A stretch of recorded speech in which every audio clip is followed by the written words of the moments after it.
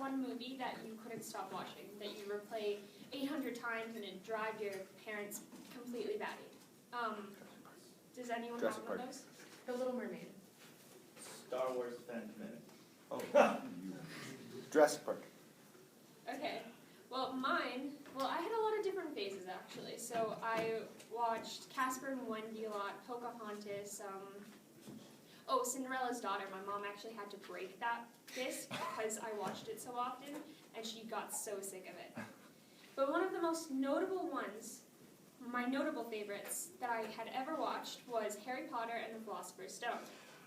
I had it on VHS. I ruined the VHS because I watched it so often and I kept on rewinding it. So then we bought it again on VHS. The Wizarding World was groundbreaking for me at such a young age, and I fell in love. And from then on, I was completely obsessed.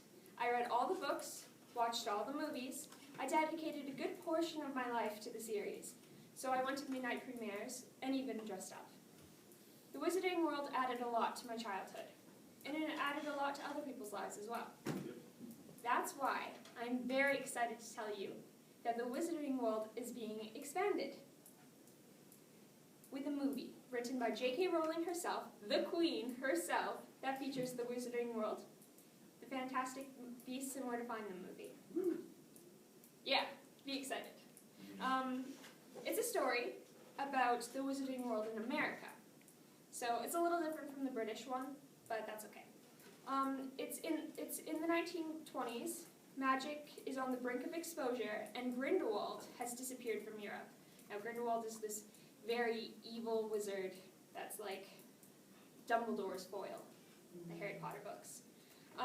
Overall, the future is looking really uncertain. This is when Newt Scamander comes in. He's played by Eddie Redmayne, and you might know him from Les Mis. He played Marius in that movie, and then The Theory of Everything, where he played Stephen Hawking. Newt Scamander comes to America to save and find magical creatures, which is kind of obvious because he's a Hufflepuff, and Hufflepuff's find.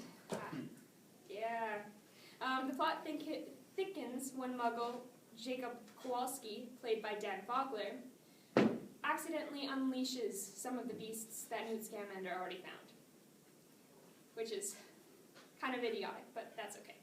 Then Newt, Jacob, and an ex-Auror named Tina, played by Catherine Waterston, and her sister Queenie, played by Alison Sudol, have to wrangle the beasts before the authorities do, before they come to harm, or before the Muggle world comes to harm. The stakes are higher, though, because dark forces are at work. Tension between Muggles and wizards are higher than they've ever been before. And if Newt, Jacob, Tina, and Queenie aren't careful, they could cause a war. The movie is set to come out November 18th, 2016. It will be the first of 5 films, so the Wizarding World is getting even more larger than I thought it would. So that's right, folks.